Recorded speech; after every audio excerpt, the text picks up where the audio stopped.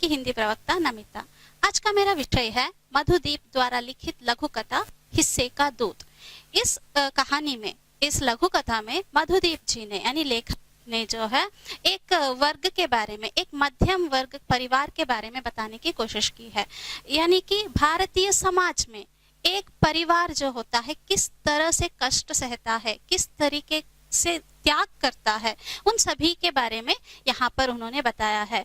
हम ऐसा देखते हैं, हर कहीं पर भी हमने महसूस किया होगा या देखा होगा कि त्याग मनोभाव जो होता है वो बहुत ही महान होता है। हर एक परिवार किसी ना किसी तरीके से त्याग करता रहता है, सैक्रिफाइस करता रहता है।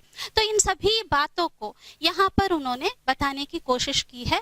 हिस्से का दूध नामक लघु कथा द्वारा उन्होंने बताना चाहा है, और उन्होंने किस तरह से इसे बताया है, इसे हम कहानी पढ़ते हुए, कहानी के माध्यम से हम देखते हैं। तो कहानी लघु कथा कुछ इस प्रकार से शुरू होती है। उनिंदी आंखों को मलती हुई वह अपने पति के करीब आकर बैठ गई। वह दीवार का सहारा लिए बीड़ी के कश ले रहा था। तो यहाँ पर हम देख सकते हैं कि एक परिवार, पति पत्नी है जो आपस में बात करने के लिए यहाँ पर आए हैं। पत्नी पति के पास आती है और पति जो है बीड़ी पी रहा होता है। सो गया मुन्ना जी, लो दूध पी लो। सिल्वर का पुराना ग्लास उसने बढ़ाया। तो यहाँ पर डायलॉग बोलते हैं, पति पूछता है बेटे के बारे में, बच्चा सो गया क्या? तब ये जो पत्नी होती है हाँ कहकर पति को दूध देती है। तभी पति क्या करता है, उस ग्लास को नापना शुरू करता है। नहीं, मुन्ने के लिए रख दो, उठेगा तो।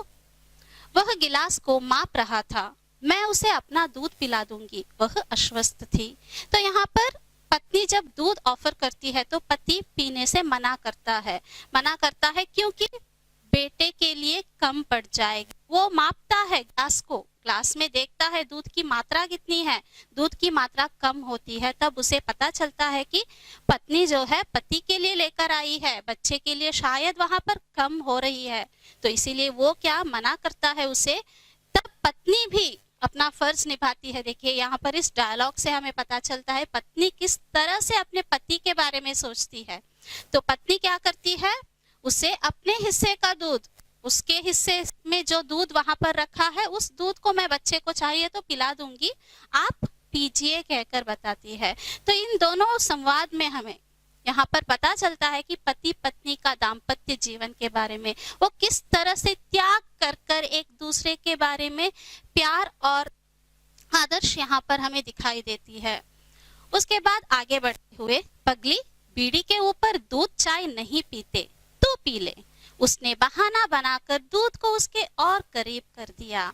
तो पति का भी प्यार यहाँ पर हमें नजर आता है।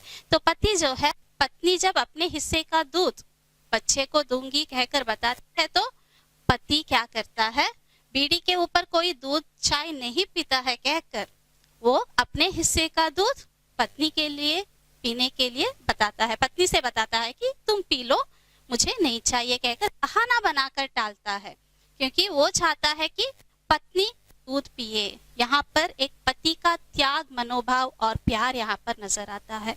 और भारतीय परिवार में हम देख सकते हैं कि ये एक स्पेशलिटी है हम भारतीय लोगों में कि हमेशा हम अपने बारे में नहीं सोचते बल्कि अपने बच्चों के बारे में सोचते हैं और दूसरों के बारे में सोचते हैं। हमारे लिए है या नहीं, कोई भी चीज हो सकती है, खाने पीने की चीज या कुछ भी हो सकता है। ये हमारी एक संस्कृति है, भारतीय समाज की एक संस्कृति ही ऐसा है कि हम अपने बारे में नहीं सोचते, सामने वाले के बारे में सोचते हैं। जब परिवार की बात आती है तो हम क्या करते हैं, हम अपने बारे में ना सोचकर बच्चों के बारे में सोचते हैं, बच्चों की कैरियर के बारे में सोचते हैं, उनके लिए ज्यादा इंपॉर्टेंस देते हैं। तो ये बात यहाँ पर हमें पता चलता है। उसके बाद देखिए, तभी बाहर से हवा के साथ एक स्वर उसके कानों से टकराया। उसकी आंखें कुर्ते की खाली जेब में घुस गई। तो यहाँ पर तभी इस तरह से जब वार्तालाप उन दोनों के बीच में होती है, तभी कोई बाहर से आया हुआ है, शायद कोई मेहमान आया है, कुछ आवाज उसे सुनाई देता है। तभी वो क्या करता है, अपने हाथ को खाली कुर्ते के जेब में डालता है, खाली है कुर्ते में, कुछ उसे पैसा नहीं मिलता है। तभी वो बाहर जाकर देखता है। सुनो जरा चाय देना, पत्नी से कहते हुए उसका गला बैठ गया। और पत्नी से क्या कहता है, कोई आया है मेहमान, बाहर देखता है तो कोई मेहमान आया है, तो वहां पर पत्नी से चाय रखने के लिए बताता है। लेकिन उसे बुरा लगता है, उसे बहुत ही बुरा लगता है, क्योंकि अगर वो पत्नी चाय रखेगी तो वहां पर दूध में ही चाय बनाना पड़ेगा, तो वहां पर दूध उनके लिए कम होता है। तो यहाँ पर हम ये नोटिस कर सकते हैं कि मेहमान जब भी आता है तो हम भारतीय परिवार के लोग, भारतीय समाज के लोग, हम क्या करते हैं, मेहमान को इम्पोर्टेंस देते हैं। अतिथि सत्कार करना हमारे नेचर में ही है।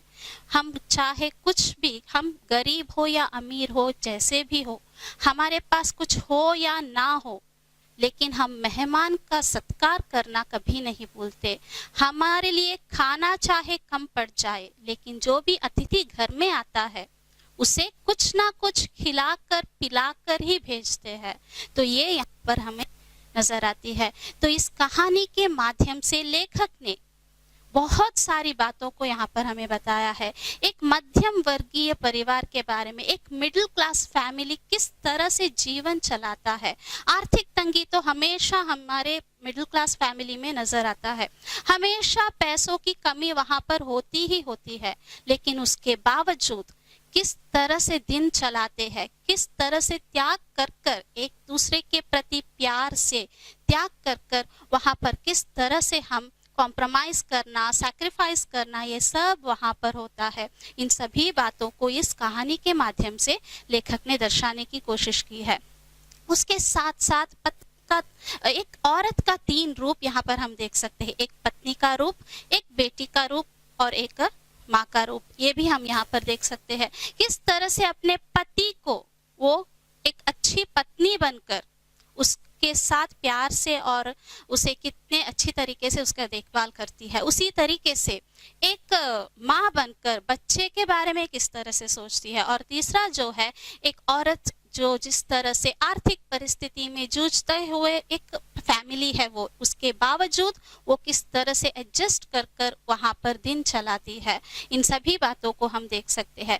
उसी के साथ साथ एक पुरुष का रूप भी हम यहाँ पर देख सकते हैं। जैसे कि हमेशा हमने नोटिस किया है कि जो स्त्री होती है त्यागमयी होती है, वो बहुत अच्छी होती है, ऐसा हमने देखा है। लेकिन इस कहानी में हम स्त्री ही नहीं, पुरुष भी त्याग करता है, सैक्रिफाइस करता है एक फैमिली के लिए। लेकिन कभी भी पता नहीं चलता, हम सोचते हैं कि माँ हमें सब कुछ देती है, सब कुछ करती है, लेकिन माँ कैसे करती है, पिता ने जो कुछ किया है उसके वजह से माँ हमें सब कुछ दे पाती है, नहीं तो वो भी हमेशा नहीं कर पाती। मैं ऐसा नहीं कहती कि इस तरह से हर जगह पर होता है, लेकिन बहुत सारे जगह पर पुरुष जो होता है बहुत सारे त्याग करता है। ये भी हम इस कहानी में देख सकते हैं। सिर्फ नारी ही नहीं, पुरुष भी त्यागी होता है, वो भी सैक्रिफाइस करता है, बहुत सारी चीजों को त्याग कर कर वो एक फैमिली को बहुत ही अच्छी तरीके से, अपने बीवी बच्चों को प्यार से वो रखता है। इस बात को भी हम देख सकते हैं। कुल मिलाकर इस कहानी में, इस लघु कथा में हम ये देख सकते हैं कि एक मध्यम वर्गीय परिवार किस तरह से कष्ट सहकर एक परिवार को अच्छे से जुड़कर रखने की बात को भी हम यहाँ पर नोटिस कर सकते हैं। इस तरह से कहकर मैं इस कहानी को यहीं पर खत्म करना चाहती हूँ। आशा करती हूँ कि ये सभी बातें आपको समझ में आ गया होगा।